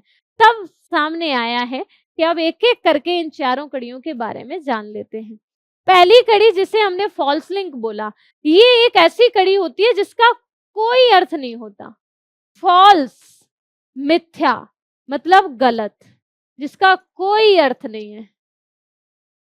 क्लियर? इसे हम फॉल्स भी बोल सकते हैं, इसे हम मिथ्या कड़ी भी बोल सकते हैं, इसे हम गलत लिंक भी बोल सकते हैं। ठीक है ना? समाप्ति निम्न प्रकार होती है। किसकी समाप्ति? समाप्ति मतलब फॉल्स लिंक की? हाँ, बिल्कुल। अगर फॉल्स लिंक का प्रयोग किया गया होगा तो उसकी समाप्ति कुछ इस प्रकार से की जाएगी, यानी योजक चिन्ह लगाए जाएंगे, कनेक्टिंग सिंबल्स का प्रयोग किया जाएगा। और वो कनेक्टिंग सिंबल्स होंगे कौन से? डॉट है, कॉमा है, कॉलन है, सेमीकॉलन है। इस प्रकार से इन सिंबल्स का प्रयोग करके, इन योजक चिन्हों का प्रयोग करके इस लिंक को समाप्त किया जाएगा। दशा संबंध का प्रतिनिधित्व करने वाले अंक के द्वारा या फिर जो फेज रिलेशन को प्रेजेंट करते हैं, ऐसे अंकों के द्वारा भी अगर कोई लिंक खत्म हो रही है तो भी हम उसे फॉल्स लिंक का नाम ही देंगे। क्लियर है? ये बात आपको ध्यान रखनी है भाई। योजक चिन्ह तो है ही, लेकिन आप फेज रिलेशन को कनेक्ट करने वाले कुछ सिंबल्स दिए गए हैं, उन सिंबल्स के जरिए भी अगर कोई लिंक खत्म होती है तो उसे हम फॉल्स लिंक का नाम देते हैं। काल एकल के द्वारा जो वर्गांक के काल पक्ष में स्वयं काल एकल प्रतिनिधित्व करते हैं तथा अन्य किसी मूलभूत श्रेणी का प्रतिनिधित्व करते। समझ गए? यहाँ बोला है काल एकल के द्वारा by a time isolate representing only the time facet, not any other fundamental categories। बात क्लियर है ना? हाँ, यहाँ हम फॉल्स लिंक को जान गए हैं और यहाँ से डायरेक्ट क्वेश्चन अब तक का जो बना है वो सीधे ये पूछा गया है कि ऐसी कौन सी कड़ी है जो योजक चिन्ह के द्वारा खत्म होती है, तो आप वहां पर राइट आंसर फॉल्स लिंक ही करेंगे। फिर अब देखो अवांछित कड़ी यानी अनसॉर्ट लिंक। अनसॉर्ट लिंक को जाने, ऐसी कड़ी जहां प्राय पाठकों के द्वारा उस विषय पर सामग्री खोजने की संभावना नहीं होती। पहला पॉइंट दिया है कि अवांछित कड़ी यानी अनसॉर्ट लिंक एक ऐसी कड़ी होती है जहां पर जनरली रीडर्स जितने होते हैं उनके द्वारा विषय पर सामग्री खोजने की संभावना ना के बराबर होती है, उसे हम कहते हैं अवांछित कड़ी। A link where there is usually no possibility of readers searching for material on that subject. दूसरा पॉइंट यहाँ आपसे बोला है तथा यह कड़ी ऐसी विषय का प्रतिनिधित्व करती है, यानी ये ऐसी सब्जेक्ट को रिप्रेजेंट करेगी जिस पर पुस्तकालय में पाठ्य सामग्री उपलब्ध ही नहीं होती। अगर आपके किसी भी नाम में आपके अनसॉर्ट लिंक का उपयोग किया गया है तो ये अनसॉर्ट लिंक उस चीज को रिप्रेजेंट करेगी, उस विषय को रिप्रेजेंट करेगी, उस बुक को रिप्रेजेंट करेगी जो आपके पुस्तकालय में अवेलेबल नहीं है। अगर ऐसा है तो फिर हम उसे अनसॉर्ट लिंक का नाम देते हैं। एकदम क्लियर है? And this link represents a subject for which reading materials is not available in the library. Okay, अब देखो आगे तीसरी हमने बोली खोज या फिर वांछित कड़ी, ये है शॉर्ट लिंक।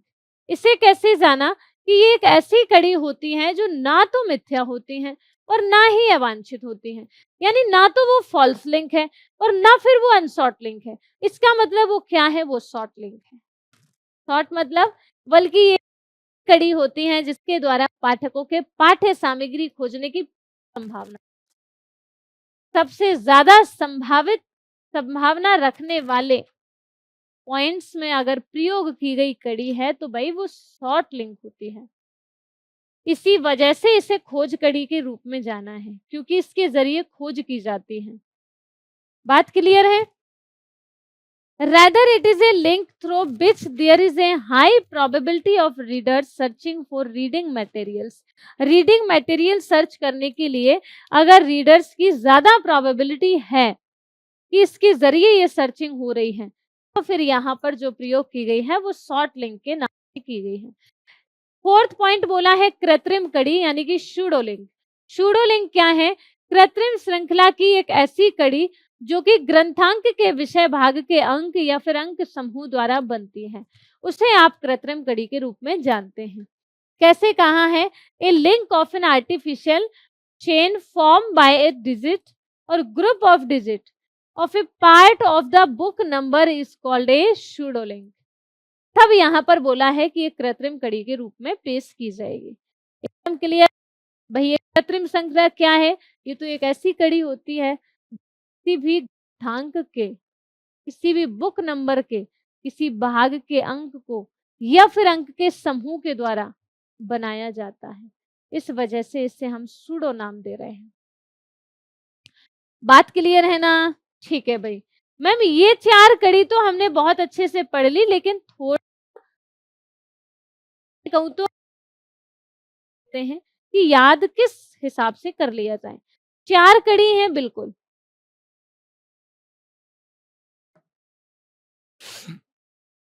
लिंक के टाइप्स हैं भाई 4, जिसमें मिथ्या, अनसॉर्ट, सॉर्ट और सूडो। 4 टाइप है, पूछा जाए तो 4 टाइप कर देना। मिथ्या जो कि अर्थहीन होती है, मीनिंगलेस, योजक चिन्ह का प्रयोग यहाँ पर होता है। ठीक है मैम। शून्य क्या है? खोज की संभावना इसमें 0 होती है, बिल्कुल नहीं होती, खोज की नहीं जाती। खोज की संभावना क्या है भाई? 0 है। दूसरा बोला अवांछित, अनसॉर्ट, सामग्री उपलब्ध नहीं है। अनसॉर्ट का प्रयोग तब किया जाएगा जब पुस्तकालय में ये कंटेंट है ही नहीं, ये रखा ही नहीं है। इसका मतलब यूजर के द्वारा खोजे जाने की संभावना नहीं होती, नहीं होती, इसके जरिए नहीं खोजा जाता। वांछित कड़ी जिसे सॉर्ट बोल रहे हैं, ये मेन सब्जेक्ट होती है, मुख्य विषय होती है। वांछित चाहने वाली, शॉर्ट जिसे खोजा जा रहा है, इसका मतलब पूर्ण संभावनाएं खोजे जाने की। बात क्लियर है? फिर बोला कृत्रिम, सूडो। क्या कहा?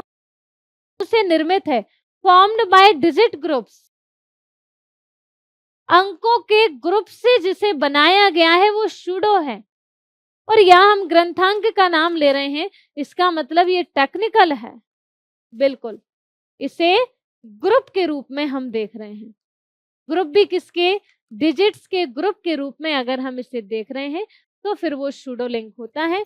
और सूडो जो है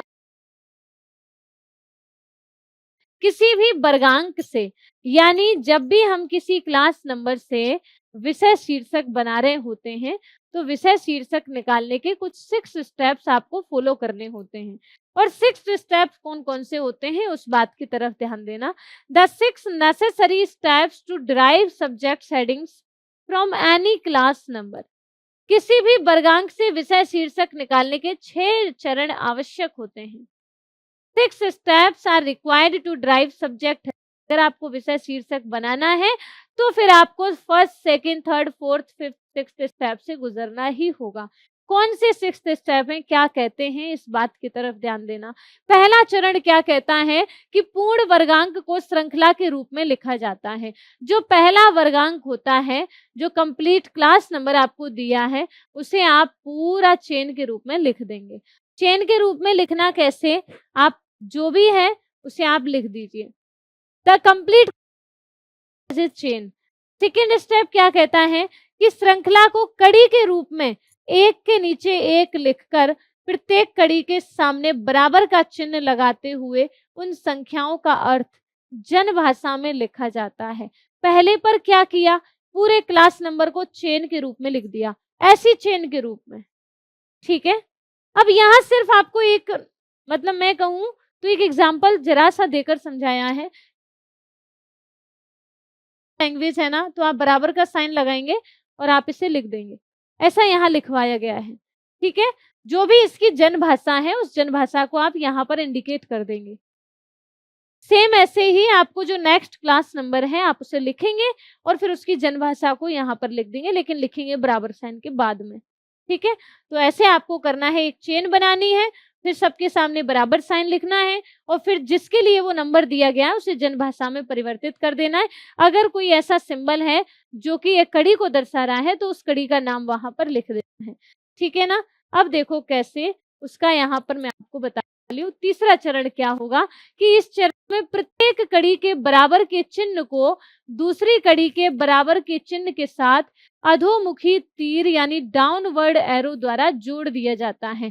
तीसरे स्टेप में क्या किया जाता है, मैं थोड़ा सा आपको ये ना एक साथ समझाऊंगी। कैसे? पहला जो स्टेप था वो क्या कहता है, वो आपके क्लास नंबर को लिखवाता है ऐसे, चेन में लिख दीजिए आप, ठीक है ना? आपने क्लास नंबर को चेन में लिख दिया। सेकंड स्टेप में आपको बराबर लगा देना है, भाई बराबर लिख दिया, बराबर लगाया और इस क्लास नंबर के लिए दिया गया जनभाषा में जो नाम है उसे आप यहाँ लिख दो।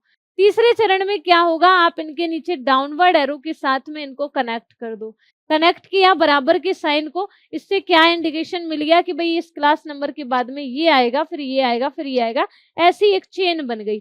और लास्ट में जब हमारे सामने निकल कर आ जाएगा तो उससे क्या होगा, उससे हम वेरिफिकेशन कर पाएंगे, ठीक है ना? ये कड़ियां श्रृंखला कड़ी के रूप में दिखाई देती हैं। बिल्कुल अगर आप इन्हें डाउनवर्ड एरो के माध्यम से जोड़ देंगे तो ये जितनी कड़ी है ये सब दिखाई देंगी, एक चेन के रूप में दिखाई देंगी, ठीक है ना? In this step, the equal sign of each link is connected to the equal sign of the next link by a downward arrow, so that these link appear as a chain link. Clear है?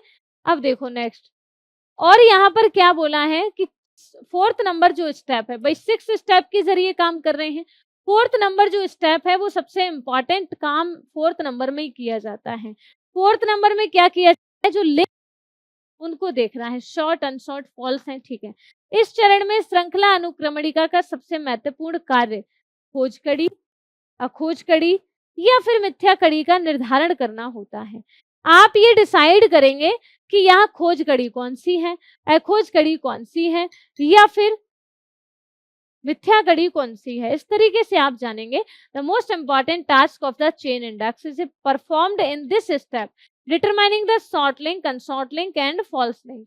आपसे exam में पूछा जाए, आप बताओ chain procedure में सबसे important काम कौन से स्टेप में किया जाता है, तब आप क्या कहेंगे? तब आप यही तो बोलेंगे कि भाई सबसे बेस्ट जो काम किया जाता है वो किस में किया जाता है, फोर्थ नंबर में, ठीक है। ये बात तो समझ में आ गई। पंचम और षष्ठम क्या कहता है, स्टेप नंबर 5 और 6 क्या कह रहे हैं कि पांचवा चरण बताता है प्रत्येक श्रृंखला की खोज कड़ियों को वर्गीकरण अनुसूची में दिए गए शब्दों में तथा वर्गांक के अनुसार जनभाषा में अंतिम कड़ी से प्रारंभ करते हुए ऊपर की ओर लिख लेते हैं, व उनके क्रम आगे संबंधित वर्गांक को लिख देते हैं। 6 नंबर में बोला कि इन खोज कड़ियों से अनुवर्ग सूची में वर्ग निर्देशी प्रविष्टियां बना दी जाती हैं। From these short links class index entries are made in the classified catalogue, ठीक है ना? ये कुछ क्लासिफिकेशन शेड्यूल आपको दिखाया गया है। 5th नंबर में right the short link using words from the classification schedule in natural language starting from the bottom link upwards and right the related class number in front of them. सबके class number सबके साथ में लिखते हुए हम क्या करेंगे, हम इंडेक्स बना देंगे। क्लियर है ना? इसी वजह से ये 6 स्टेप्स जो है वो फॉलो किए जाते हैं। अब देखो श्रृंखला प्रक्रिया का अंतिम परिणाम क्या रहता है, अंतिम परिणाम क्या है भाई श्रृंखला प्रक्रिया का, ये बात हमें जाननी है। Final result of chain procedure, ये आपका एक डेटा है और इसके जरिए आपकी क्लास इंडेक्स एंट्री बनी है। ये सिर्फ आपको एक ग्राफ सा बना के दिखाया है। श्रृंखला प्रक्रिया के माध्यम से अंततः वर्ग निर्देशी प्रविष्टि बना दी जाती है, क्लास इंडेक्स एंट्रीज बना दी जाती हैं। यहाँ कृत्रिम भाषा दी है, आर्टिफिशियल कोड दिया है, इस कोड को आपने कड़ियों का वर्गीकरण किया और इन कड़ियों के वर्गीकरण करने के बाद में आपके जन भाषा में प्रविष्टि बनकर सामने आ गई, एक नेचुरल लैंग्वेज में एंट्रीज बनकर सामने आ गई। उससे क्या होगा, उससे यूजर आसानी से समझ पाएगा कि भाई ये किताबें जो हैं वो इस प्रकार से रखी गई हैं, ऐसे दी गई हैं, ताकि हम समझ पाएं। अगर इसी को पढ़ेंगे तो हमें क्या पता ये किताब किससे और कहाँ से कैसे रिलेटेड है ना? वो मिलता है आपको इन्हीं के जरिए, जो कि सब्जेक्ट हेडिंग्स बना दी जाती हैं। इसी वजह से इस चेन प्रोसीजर को सब्जेक्ट हेडिंग लिस्ट के नाम से भी जाना गया है, ठीक है। विषय शीर्षक सूची निर्माण करने के लिए हम चेन प्रोसीजर बनाते हैं। बात क्लियर है? देखो यहाँ पर द चेन इन एक्शन, मान लीजिए ये वर्गांक आपको मिला है, ठीक है। मैं एक एग्जाम्पल आपको दिखा रही हूँ, एक वर्गांक है कार्य रूप में श्रृंखला, ये दिया है। भारतीय स्कूलों में मनोवैज्ञानिक परामर्श के माध्यम से छात्र कल्याण। ठीक है, ये आपके सामने एक शीर्षक बनकर आया है, जिसके लिए वर्गांक आपको ये दिया है। आपने क्या किया, यहाँ पर लिखा है 371.713,072,054। आपने क्या किया, सबसे पहले 3 को लिखा। हमने कहा 3 को लिखेंगे तो 3 के बाद में 2 डिजिट्स लिखी है, फिर डॉट लगाया है। इसका मतलब 3 2 0 करें, तब हमारे सामने आता है सामाजिक विज्ञान, है ना? सामाजिक विज्ञान आया। हमने कहा आप 370 लिखो नेक्स्ट कड़ी में, 371, जो कि क्या दिखाता है, स्कूल को दिखाता है। सामाजिक विज्ञान में स्कूल को दिखाता है 371। फिर हम आगे बढ़े 371.713, जो कि मानसिक स्वास्थ्य सेवाएं दिखाता है। इसका मतलब ये भी वांछित कड़ी है, स्कूल के नाम से भी सर्च हो सकता है, मानसिक स्वास्थ्य सेवाएं मेंटल हेल्थ सर्विस नाम से भी सर्च होता है। इसका मतलब ये भी शॉर्ट लिंक है। फिर हम आगे चले 371.713,072। ये क्या है, ये रिसर्च के लिए दिया है।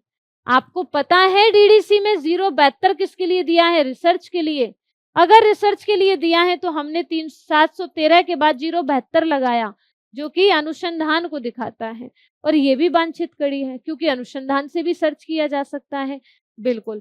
फिर हम और आगे चले तो हमने कहा भाई ये 054 दिखा है ना, इसे हम लगाएंगे डॉट 054। और अगर ये 054 है तो ये क्या दिखाता है भाई, 54 नंबर तो आपको किसके लिए दिया है, भारत के लिए। तो यहाँ पर भारत आ गया, इसका मतलब ये भी वांछित कड़ी है। अवांछित तो हमने यहाँ प्रयोग में नहीं ली, ठीक है ना। मिथ्या भी हमने प्रयोग में नहीं ली। अगर वो होती तो यहाँ मिथ्या कड़ी किससे इंडिकेशन मिलता, आपको कनेक्टिंग सिंबल्स दिए होते, उनके जरिए ये जो है इंडिकेशन आपको दिया जाता। लेकिन मिथ्या कड़ी नहीं है तो कोई बात नहीं। ये बात क्लियर है भाई। यहाँ पर ये सभी वांछित कड़ी हैं और इनके द्वारा इनको जोड़कर जो आपके सामने आया वो प्राप्त शीर्षक कुछ इस प्रकार आया। अनुसंधान, मानसिक स्वास्थ्य सेवाएं, छात्र कल्याण और स्कूल, भारत। इस प्रकार से आपके सामने ये निकल कर आ गया। यानी हमने जो हेडिंग ड्राइव की है वो आपके सामने ये आई हैं कि रिसर्च के नाम से भी सर्च हो सकता है, मेंटल हेल्थ के नाम से भी, स्टूडेंट वेलफेयर के नाम से भी, स्कूल और इंडिया के नाम से भी। अगर ऐसा होता है तो ये मतलब क्या हुआ, ये हमारी सब्जेक्ट हेडिंग लिस्ट जो कि चेन प्रोसीजर है, चेन प्रोसीजर के द्वारा बनाए जाने वाले विषय शीर्षक हैं, वो आपके सामने मैंने एक एग्जाम्पल देकर समझाया है। उम्मीद है बहुत अच्छे से समझ में आया होगा, है ना, कुछ भी आपने छोड़ा नहीं है। अब लास्ट एंड फाइनल इसी इंडेक्सिंग सिस्टम में हमें जानना है ईजे कोट्स महोदय का, और ईजे कोट्स का भी जान लेते हैं, क्योंकि ये भी जानना हमें जरूरी होता है, क्योंकि हमारे सिलेबस में ईजे कोट्स नाम भी दिया है। अब तक हमने सीए कटर महोदय, फराडेन महोदय, रंगनाथन महोदय, केसर महोदय, ये सब पढ़े हैं। अब ईजे कोट्स की बारी आती है। ईजे कोट्स की सब्जेक्ट इंडेक्सिंग क्या कहता है, द आर्किटेक्चर ऑफ इंफॉर्मेशन, जो कि सूचना की एक वास्तुकला प्रोवाइड करता है। कटर, केसर और रंगनाथन, ये तीनों जो थे, इन तीनों ने टर्म सिग्निफिकेंस दिया था, यानी पद का महत्व बताया था।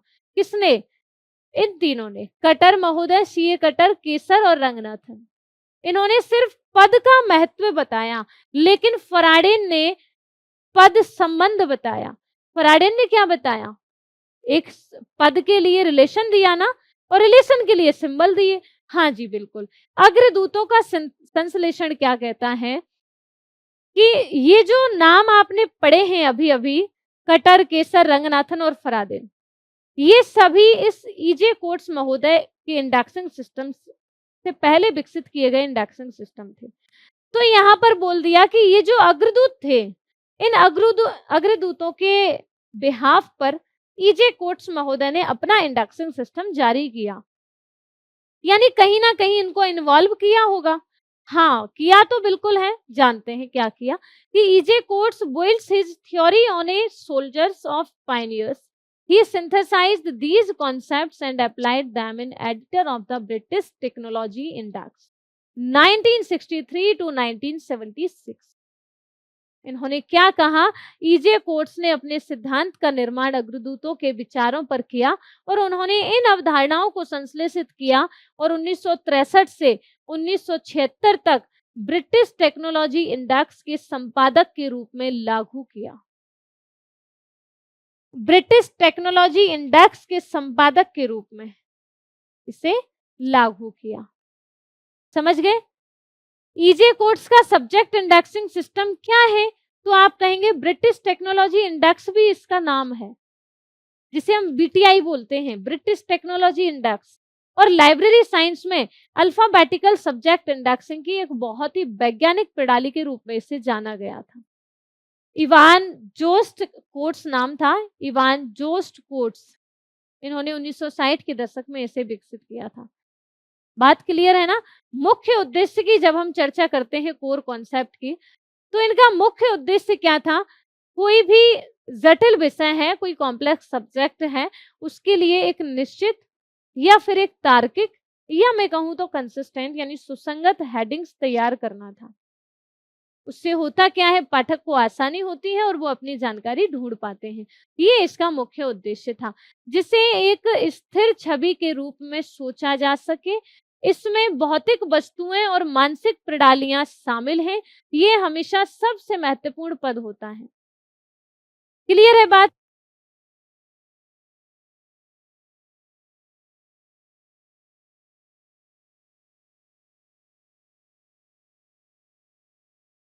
क्लियर है जी? यहां मैंने कहा जिसे एक स्थिर छवि के रूप में सोचा जा सके, यानी बेसिक प्रिंसिपल्स की अगर मैं चर्चा करूं तो ईजे कोट्स महोदय ने पूरे सिस्टम को दो मुख्य बातों पर लागू कर दिया। बेसिक प्रिंसिपल्स दो दे दिए, जिसमें एक प्रविष्टि शब्द जोड़ा और एक आपका सिंटैक्स जोड़ा। प्रविष्टि और सिंटैक्स, सिर्फ इन्हीं से काम चल गया। सोचा तो यही था, उपयोगकर्ता लाइब्रेरी में किस शब्द को सबसे पहले खोजेगा, उसे तो इन्हें एंट्री वर्ड बोला। इनका मानना था कि आप ये आइडिया लगाओ कि पुस्तकालय में अगर कोई यूजर आया तो वो कौन से शब्द को पहले खोजेगा, उसे ही आप एंट्री वर्ड मान लीजिए। क्लियर है? यानी उसके दिमाग में सबसे स्पष्ट छवि जो है वो कॉन्क्रीटनेस को माना गया था कि इन्होंने मूर्तता का सिद्धांत पेश किया। इसमें भौतिक वस्तुएं और मानसिक प्रणालियां शामिल हैं। यह हमेशा सबसे महत्वपूर्ण पद होता है, जिसे हमने वस्तु के नाम से जान लिया। क्लियर है? एक इन्होंने क्रिया को नाम दिया कि एक तो वस्तु होती है और एक क्रिया है। क्रिया क्या है कि किसी पद द्वारा दर्शाई गई कोई भी क्रिया या फिर प्रक्रिया, ये आपकी वस्तु या फिर पद है। इसके द्वारा जो प्रोसेस हो रही है उसे आप क्रिया या प्रक्रिया में शामिल करेंगे। या इसके उदाहरण के रूप में आपने एल्यूमिनियम का ऊष्मा उपचार देखा, तो एल्यूमिनियम क्या है? यहाँ एक वस्तु है, बिल्कुल एक मटेरियल के रूप में है, एक थिंग के रूप में है। ऊष्मा उपचार यहाँ एक प्रोसेस है, यानी कि ट्रीटमेंट क्या है, यहाँ पर एक एक्शन करवाया गया है। बिल्कुल। अब देखो महत्व का क्रम क्या था, यानी इन्होंने जो इंपॉर्टेंस दी वो इंपॉर्टेंस क्या थी। तब आपके समझ में आया कि इन्होंने जो इंपॉर्टेंस दी, मतलब इनका जो फॉर्मूला था वो फॉर्मूला इस प्रकार था। अगर आपको क्लियर विजिबल नहीं है तो मैं बता देती हूँ। पहले आया थिंग, फिर आया पार्ट, तीसरे नंबर पर आया मटेरियल और चौथे नंबर पर आया एक्शन। ठीक है, इस प्रकार से इन्होंने इसे इंपॉर्टेंस अदा किया कि भाई यहाँ पर अगर आप इंपॉर्टेंस की बात करते हैं ईजे कोट्स महोदय की, तो इनका जो व्यवस्थित क्रम था, व्यवस्थित करने का था, जो भी एलिमेंट्स को हम 4 श्रेणियों में व्यवस्थित कर रहे हैं, थिंग, पार्ट, मटेरियल, एक्शन का नाम दे रहे हैं, उनको आप डिक्रीजिंग कॉन्क्रीटनेस में रखेंगे। ठीक है, डिक्रीजिंग कॉन्क्रीटनेस में रखेंगे, यानी मूर्तता के घटते क्रम में रखा जाता है। तो मूर्तता का घटता क्रम कुछ इस प्रकार आता है, इस प्रकार से। बात समझ में आ गई? यहां मैंने कहा इन्होंने इस प्रकार से अरेंजमेंट किया, थिंग्स, पार्ट्स, मटेरियल और एक्शन। बात क्लियर है? यही इनका सिद्धांत था और इसी के द्वारा इन्होंने इंडेक्सिंग सिस्टम पेश किया। बस यहां से ज्यादा कुछ नहीं आता, सिर्फ 2 बातें आती हैं कि भाई ईजे कोट्स महोदय ने किसके बिहाफ पर अपना इंडेक्सिंग सिस्टम तैयार किया। तो फिर वहां पर वो सारे विद्वान आपके सामने आते हैं। फराडेन, केसर, कटर, रंगनाथन, ये सारे इन्होंने क्या माना, इन्होंने किस एलिमेंट को इम्पोर्टेंस दी, तो आप कहेंगे वस्तु को इम्पोर्टेंस अदा किया और इन्होंने प्रक्रिया को महत्वपूर्ण माना। ठीक है, इन दोनों के बीच में ये जो भाग है, यानी जो पार्ट का नाम दिया और सामग्री का नाम दिया, इनको इतना इम्पोर्टेंस नहीं दिया, लेकिन थिंग और एक्शन को ज्यादा इम्पोर्टेंट बताते हुए इनको अरेंज किया गया। बात क्लियर है ना? तो कोर्स का जो वर्गीकरण था वो समझ में आ गया। थिंग क्या होगी, जो सबसे ठोस या मुख्य वस्तु होगी वही थिंग होगी। पार्ट क्या होगा, उस वस्तु का कोई हिस्सा होगा, उसे हम भाग बोल रहे हैं। बिल्कुल। मटेरियल क्या है, वह वस्तु या कोई ऐसा भाग जो उस चीज, किसी चीज से बना है, उस चीज को हमने क्या नाम दे दिया, मटेरियल नाम दे दिया। फिर क्रिया क्या है, जिस वस्तु को हम थिंग नाम दे रहे हैं, मुख्य विषय बता रहे हैं, उस वस्तु पर क्या काम हो रहा है, उस सब्जेक्ट पर क्या काम हो रहा है, क्या प्रक्रिया हो रही है, उसे हम प्रक्रिया, प्रोसेस या एक्शन में रख रहे हैं। बात क्लियर है? मुझे लगता है यहां तक बिल्कुल समझ में आ चुका है। अब मैं आपके सामने मान लीजिए एक एग्जाम्पल रखती हूँ। तो एक एग्जाम्पल क्या है कि एल्यूमिनियम से बनी कारों के इंजन की मरम्मत, यानी repair of aluminium car engines. तो आप इसमें 4 चीजें खोजेंगे, और 4 चीजें कौन सी होंगी, एक आपका थिंग होगा, एक आपका पार्ट होगा, एक आपका मटेरियल होगा, एक आपका एक्शन होगा। चारों को अगर आप खोजेंगे तो क्या कहेंगे? एल्यूमिनियम की बनी कारों के इंजन की मरम्मत, तो हमने कार को क्या माना, वस्तु माना, है ना? इंजन उसका पार्ट है, तो इसे हमने पार्ट की कैटेगरी में रखा। एल्यूमिनियम से बना इंजन, तो यहाँ एल्यूमिनियम क्या हो गया, मटेरियल हो गया। रिपेयरिंग करनी है तो वो एक्शन हो गया। ठीक है, इस प्रकार से इंडेक्स बनानी है। तो इंडेक्स की हेडिंग कैसे बनी, फिर हमारी लास्ट इंडेक्स की हेडिंग कैसे बनी, तो फिर आप कहेंगे सबसे पहले आप कार रखो, फिर आप इंजन रखो। यही तो बोला था मैंने, पहले आप उस थिंग का नाम रखेंगे, फिर आप क्या रखेंगे, थिंग के बाद में क्या आएगा आपका, भाई पार्ट आएगा। फिर मैंने पार्ट रख दिया इंजन, फिर हमने कहा कि उसके बाद में आपका मटेरियल आएगा, फिर हमने एल्यूमिनियम रख दिया। ये ईजे कोट्स महोदय के द्वारा दिया गया इंडेक्सिंग सिस्टम है, मैं उस बात को कर रही हूँ। फिर उसके बाद में आपकी प्रोसेस आएगी, जिसको हमने क्या दिया, रिपेयरिंग, यानी रिपेयर नाम। इसका मतलब एल्यूमिनियम से बने कार के इंजन की रिपेयरिंग करना, ये आपका जो सब्जेक्ट था। मैं यहाँ लिख देती हूँ, नहीं तो फिर आपको परेशानी होगी। एल्यूमिनियम से बनी कार के इंजन की रिपेयरिंग करना, है ना? यही होगा, बताइए। बिल्कुल। तो मेरे ख्याल से आप समझ में आ गए हैं। एल्यूमिनियम की बनी कारों के इंजन की जो मरम्मत की जा रही है, रिपेयरिंग जो की जा रही है, उसके अगर आपको हेडिंग बनानी है और ईजे कोट्स महोदय के सब्जेक्ट हेडिंग लिस्ट के जरिए बनाना है, तो फिर आप इस प्रकार से बनाएंगे कि सबसे पहले आप थिंग रखेंगे, थिंग आपने कार रख दी, फिर उसके बाद में आप पार्ट रखेंगे, पार्ट आपने इंजन रख दिया, पार्ट के बाद आप मटेरियल रखेंगे, मटेरियल आपका एल्यूमिनियम हो गया, और एल्यूमिनियम के बाद में आप क्या रखेंगे, प्रोसेस रखेंगे, तो प्रोसेस आपका लास्ट में हो गया। मतलब मूर्तता के घटते क्रम में हमने अरेंज करना है। ये आपके ईजे कोट्स महोदय के द्वारा दिया गया एक फॉर्मूला था कि आप जब भी इंडेक्सिंग बनाएं, जब भी सब्जेक्ट हेडिंग्स बनाएं, तो फिर आप इस अकॉर्डिंग बनाएंगे। यानी इनका फॉर्मूला हो गया मूर्तता का घटता क्रम। बात क्लियर है? ये भी मैं लिख देती हूँ, मूर्तता के घटते क्रम में।